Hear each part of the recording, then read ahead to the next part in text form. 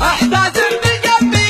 حوضي فوق راسي شال وارفع محمدك انت من اجيالها وافتخر بموطنك دايما يا ابو الرجال مالي فاخر باليمن يعتري اطلالها شل يا ابو حنظله نحن ماشينا مثال واضرب الجمهور شاعره مع موالها القصيده فخرته للجرامل والنصال سعد حظه يا خوي العمر من قالها اسمع اسمع